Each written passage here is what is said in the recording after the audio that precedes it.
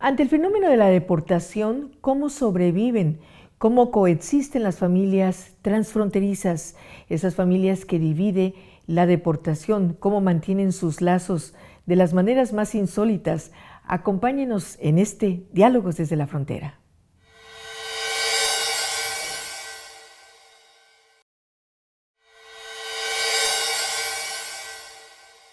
Hola, ¿qué tal? Los saludamos con mucho gusto. Esto es el programa Diálogos desde la Frontera, que se produce y edita desde las instalaciones del Colegio de la Frontera Norte en la ciudad de Tijuana, Baja California. Hoy invitamos y nos hace favor de estar con nosotros un poco de su tiempo el doctor César Martín Acosta García. Él es licenciado en Sociología por la Universidad Autónoma de Baja California, es maestro y doctor en Estudios Culturales por el Colegio de la Frontera Norte.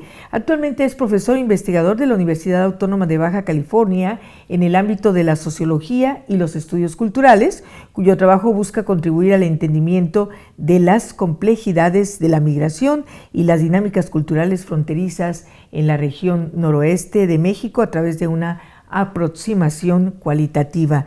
Bienvenido, doctor. Nos da mucho gusto que esté con nosotros en una época en que se habla, si antes se hablaba cada tercer día, ahora cada minuto, podría decir hasta cada segundo de migración. Es un tema que está muy, pero muy presente en nuestras vidas, no solo de la frontera, sino de todas partes del planeta. ¿Cómo lo observa un hombre como usted que ha hecho sus tesis de maestría y doctorado con temas al respecto y que lo sigue estudiando? Bienvenido, buenos días. Pues antes que nada agradezco la invitación a este programa. Me parece que en esta época no solamente es importante, sino fundamental estudiar la deportación desde diferentes perspectivas. Porque pues existe una numeralia respecto a las deportaciones, los aumentos en los flujos, las características de las personas que han sido deportadas en la frontera norte a lo largo del tiempo. Sin embargo, nunca hay que perder de vista que es un fenómeno en última instancia humano. En ese sentido, creo que es importante conocer las historias de las personas que están siendo deportadas y sobre todo pensando que no son eventos individuales, sino que son eventos sociales que afectan redes sociales, familias, amigos, incluso en términos económicos afecta la economía de Tijuana, de San Diego y de ambos países. Entonces creo que es importante entenderlo como una cuestión multidimensional, pero sobre todo humana.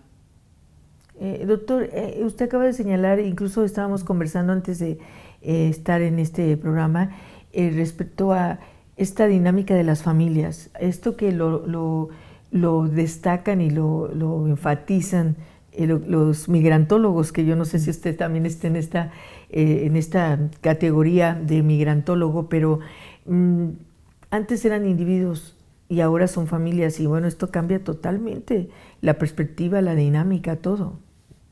Por supuesto, porque al considerar que son parte de una familia, también que se tiene que ver el entorno social más amplio, es decir, cuáles eran las condiciones previo a la deportación, después de la deportación, cuáles son las estrategias que estas familias generan pues, para mantenerse unidas. Y de repente, pues esto pasa por varios niveles, ¿no? Puede ser que algunos integrantes de la familia que sí tienen residencia permanente, que tienen ciudadanía, decidan venir a Tijuana a vivir con la persona deportada, que regularmente pues, es el padre o la madre de la familia, y en ese sentido pues, también se generan dinámicas totalmente distintas respecto al estado anterior de la familia. Por ejemplo, una cuestión tan vital pero importante como lo es la educación, presenta varios retos para estas familias. Es decir, algunas familias con las que yo he trabajado, por ejemplo, lo que hacen es enviar a sus hijos que son menores de 6 años con la madre deportada, y ya que cumplen 6 años, los mandan de regreso con el padre a San Diego. Es decir, hay 2 hogares que conforman a esta familia, y de esa forma generan una estrategia donde se genera una sensación de normalidad a partir de estas visitas transfronterizas y de hacer el uso estratégico de los estados legales, pero también de las instituciones educativas. Entonces es interesante en ese sentido pues todas estas estrategias que generan estas familias. Sí, de hecho forma parte de esta numeralia de la que hablamos, la cantidad de estudiantes que están incorporados al sistema educativo, por ejemplo en Baja California, en Tijuana y en Mexicali, y que son parte de este tipo de familias, ¿no? Que están aquí, pero una parte de su papá está en el otro lado, y esta situación. Y en ese sentido preguntarle, Trump ha venido a modificar todavía más esto, Y ayer o antier estaba leyendo una estadística de todas las personas que dicen, nos vamos a quedar en la frontera, ellos piensan en lo que se va a Trump o en lo que disminuye esta línea tan agresiva en cuanto al tema migratorio. ¿Usted qué opina? Pues realmente es una cuestión bastante complicada porque no tenemos pues un indicio hacia dónde realmente van a ir las políticas migratorias en última instancia. Sin embargo, pues se observa ese control y vigilancia interna. Entonces, creo que el hecho de que estas familias estén optando por un plan que implique de alguna forma que en algún momento van a deportar a algunos de sus integrantes, quizá sea una estrategia desesperada, pero es lo único que les queda en este momento. Entonces, hay que pensar en las familias, pero hay que pensar también en las redes que hay alrededor, porque con las familias con las que yo he trabajado, algo que he observado es que amigos de la familia, instituciones religiosas, fueron una parte importante de las redes que permiten a estas familias mantenerse unidas, incluso previo a la deportación. Entonces, creo que antes hablábamos de individuos, ahora hablamos de familias y ahora tenemos que hablar de lo que está alrededor de esas familias para constituir estas redes sociales que permiten pues mantenerlas unidas. Aún está presente, doctor, y le pregunto esto por un tema, mucho la solidaridad con el migrante. Todavía no hay esta repulsa generalizada o repudio a la presencia en las sociedades fronterizas.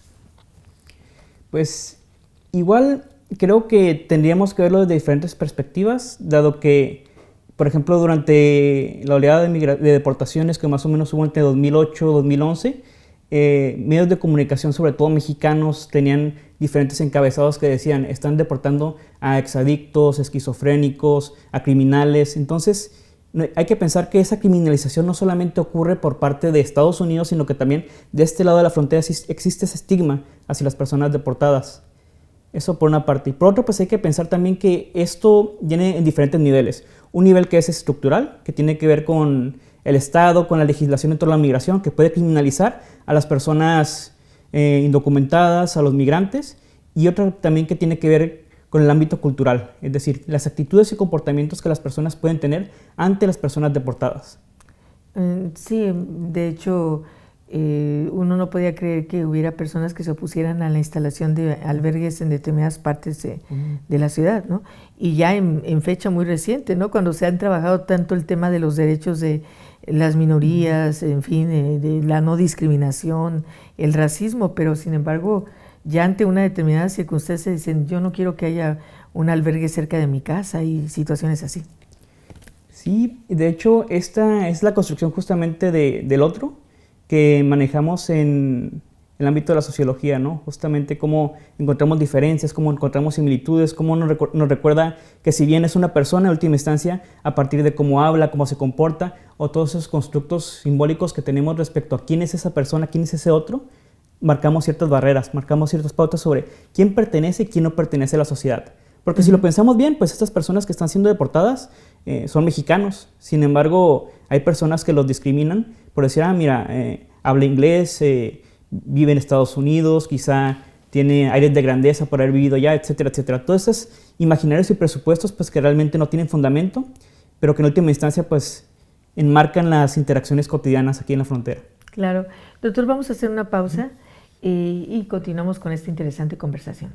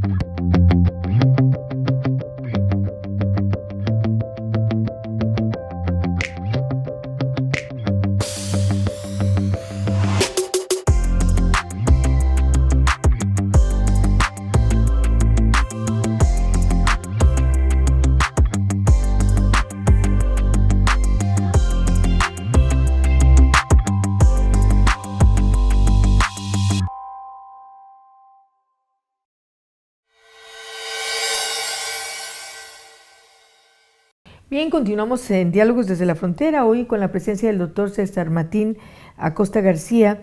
Y bueno, antes de que nos fuéramos a corte, hablaba de la interacción al observar o a sentir al migrante como que no es parte de la sociedad, pero lo es. Y también cómo se siente el migrante, ¿no? En esa sensación, en esa percepción, ¿cómo se siente el migrante? Sí, ahí es interesante también porque creo que diferentes estudios indican que el género es un elemento muy importante, además de las condiciones de deportación. Así, algunos estudios demuestran, por ejemplo, que hombres deportados se sienten más solos, sienten que tienen menos redes, respecto a las mujeres, que igual tienen pues otras condiciones de vulnerabilidad mucho más fuertes. Sin embargo, pues hay otras instituciones y redes a las que ellas acuden para tener esta construcción de solidaridad. Y pues creo que la familia es una parte fundamental de esto. Porque en muchas ocasiones cuando los hombres son deportados, entran en crisis. ¿Por qué? Porque los roles o relaciones de género que asumen que la masculinidad está relacionada con el proveer, la paternidad y demás, y el hecho de estar de este lado de la frontera, en ocasiones no tener trabajo, pues imposibilita o complica cumplir ese rol, y en ese sentido pues se va separando en ocasiones de la familia, y pues ahí es donde se generan ciertas decisiones. Entonces, lo que yo observé dentro de las familias con las que estuve colaborando es que el género es una parte fundamental de entender la cuestión familiar. Porque así se entiende, por ejemplo, el hecho de que ciertas familias, por ejemplo, tuvieran ciertas prácticas. Un ejemplo de esto es que una de las familias con las que yo trabajé, lo que hacían los hijos, junto con el padre, era traer la ropa sucia desde Estados Unidos hacia Tijuana para que la mamá la lavara. Y podríamos decir, pues son roles de género muy tradicionales, ¿no? Claro. Sin embargo, la mamá es lo que pedía que hicieran. ¿Por qué? Porque era su forma de cuidarlos, de prepararles comida, de sentir que estaba siendo una buena madre, de ejercer esa buena maternidad en la proximidad. Entonces, creo que esta clase de visitas transfronterizas justamente permiten reproducir esta sensación de normalidad.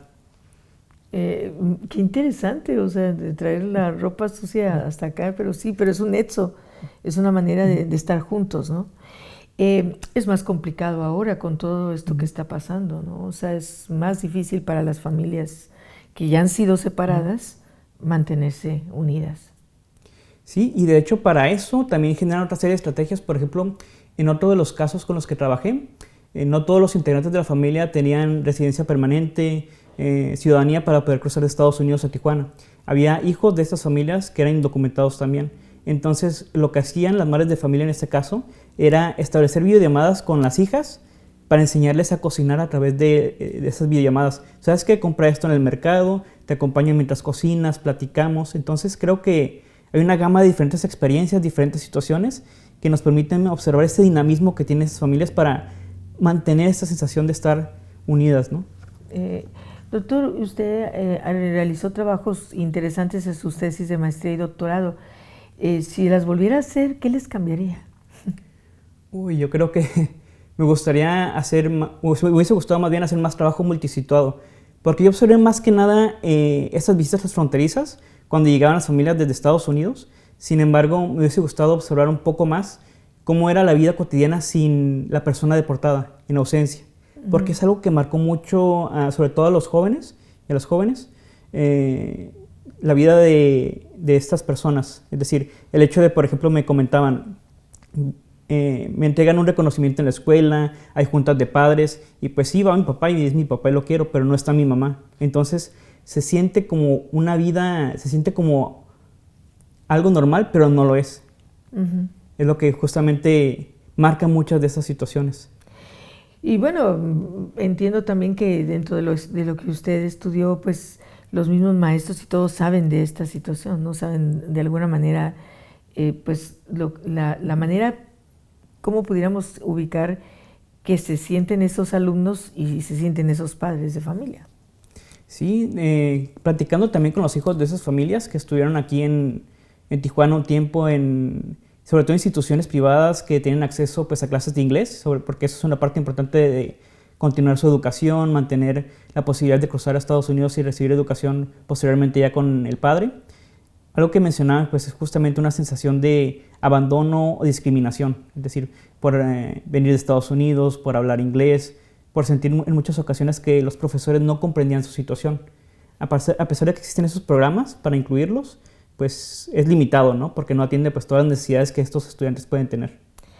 Bueno, y dentro de todo esto que usted ha estudiado, noto que sus trabajos también se han enfocado mucho a las personas que son veteranos deportados. Ahí es otra realidad también, ¿verdad? Gente que de alguna manera pues también está muy sola, o sea, toda su familia se queda en Estados Unidos. Sí, esos también son casos difíciles, ya que estamos hablando de personas que eran residentes permanentes, cometen algún delito que los hace calificables para deportación. En ocasiones puede ser, ¿sabes qué? Me dieron un cheque falso, yo no sabía que era falso, y me terminan deportando, ¿no? Y estamos hablando de personas que en ocasiones tienen 40, 50 o hasta 70 años de edad. Entonces, imaginar eso, pasar toda una vida en Estados Unidos, incluso algunos de ellos solamente hablando inglés, y ser deportado a Tijuana, pues lo hace muy complicado.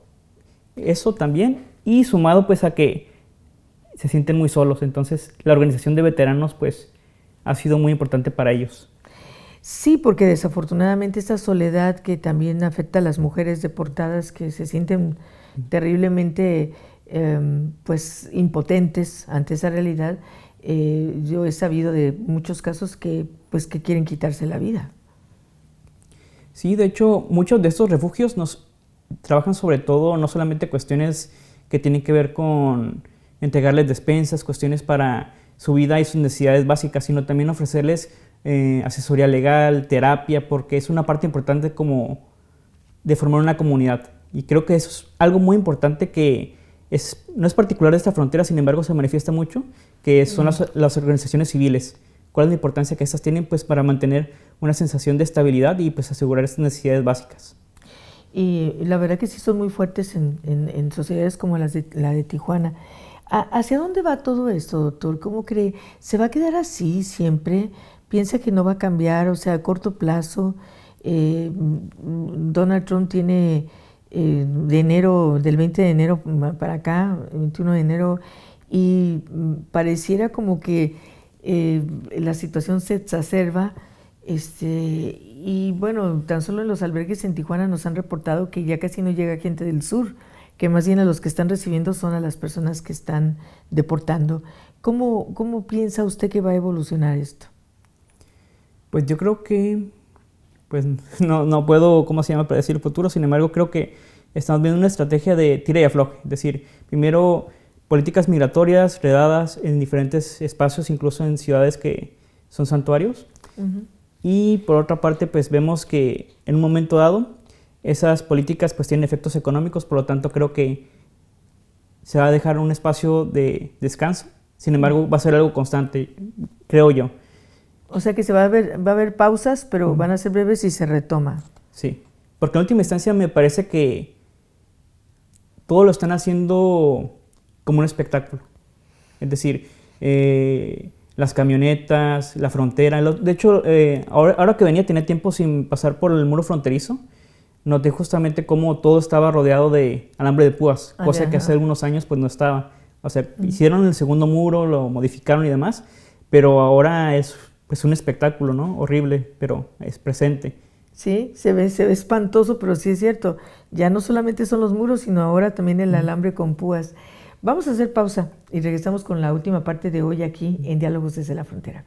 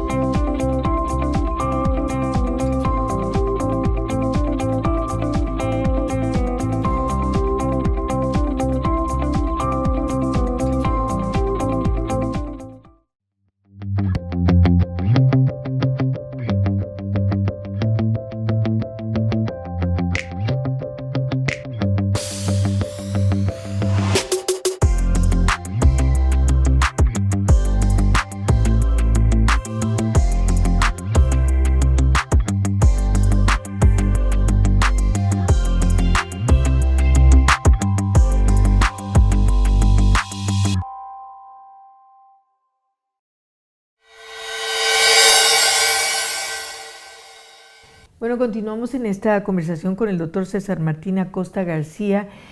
Bueno, él es quien dirige lo que es la especialidad de Sociología dentro de la Facultad de Humanidades en la Universidad Autónoma de Baja California.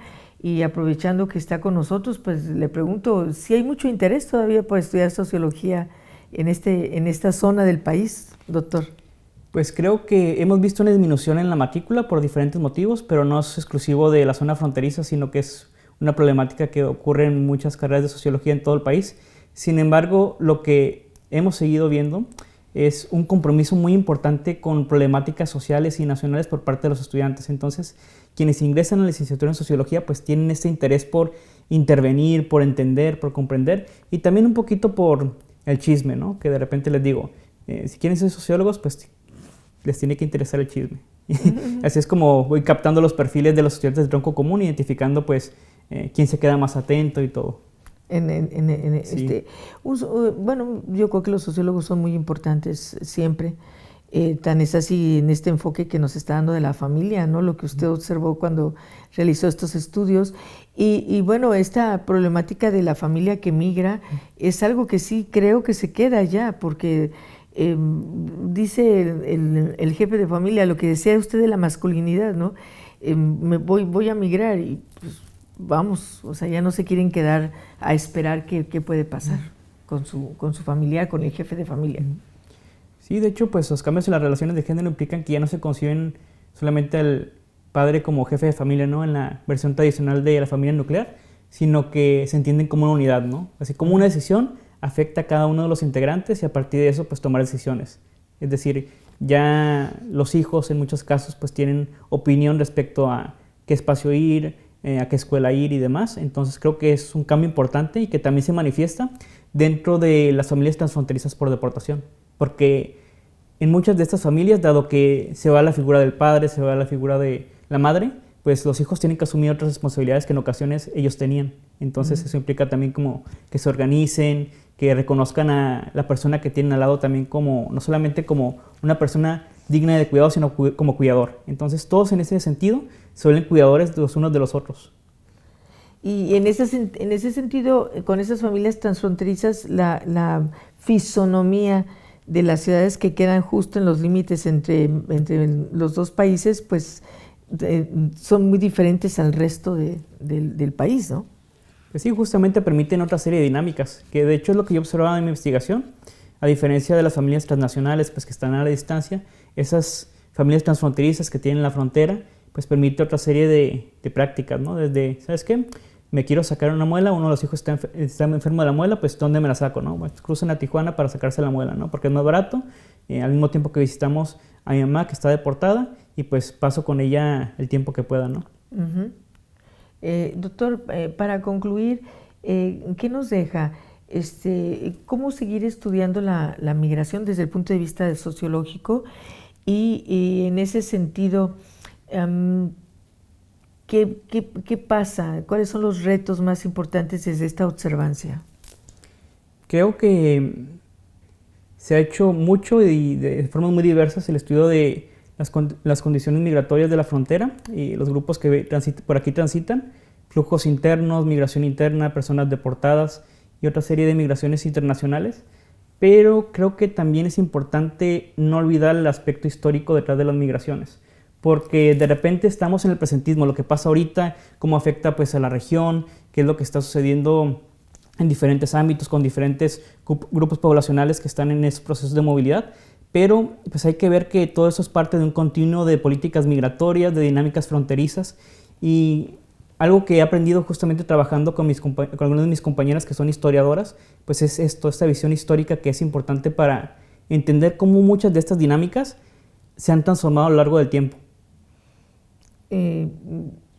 ¿Cómo observa usted a Tijuana desde ese punto de vista en 5 o 10 años?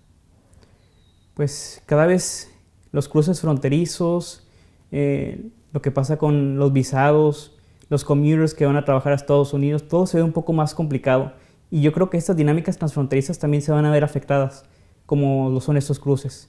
Porque entre más se haga más segura la frontera, se militarice, pues entonces más complicados van a ser los cruces, por lo tanto esas dinámicas pues tendrán que cambiar. Y eso pues cambia todo el panorama, el costo de las rentas, de la vida, los ingresos de remesas, muchísimas cuestiones que están pues entrelazadas. Sí, que cambian totalmente esta dinámica. Y bueno, también aprovechando que está usted por aquí, ¿cree que esta carrera como la sociología tendría una aplicación, especialidad para el tema de la migración, tomando en cuenta que usted en su maestría y su doctorado la estudió como tema solamente la migración? Pues creo que aporta esta visión social, estructural, a diferentes niveles. Por una parte, a nivel mesosocial, es decir, instituciones, familias, cómo se cooperan, pero por otra parte, esta cuestión microsocial de las interacciones cara a cara. Entonces yo creo que nos aporta esa visión humana, pues justamente de este fenómeno, ¿no?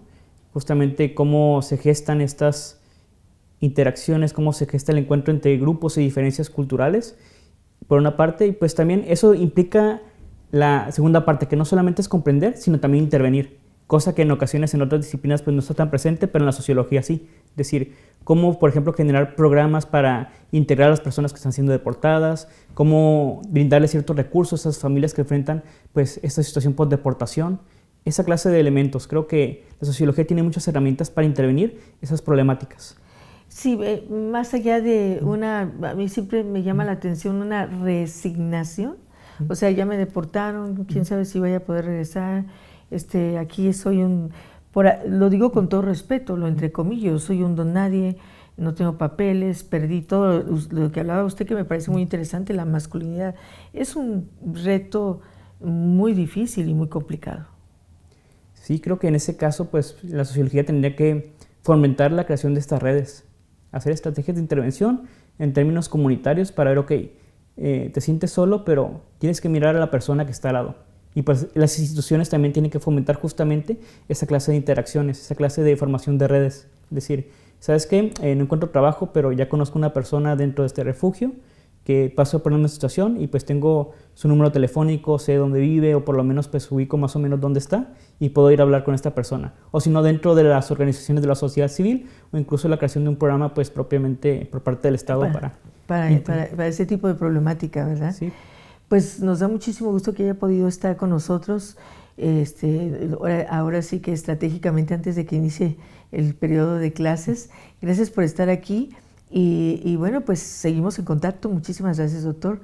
Y por supuesto, muchas gracias a ustedes por seguir Diálogos desde la Frontera. Agradezco en todo lo que vale el apoyo de Óscar Ochoa, quien es nuestro coordinador de estudio de televisión, y por supuesto Fabiana Ayala, siempre muy al pendiente de todo lo que es la cuestión técnica en los audios.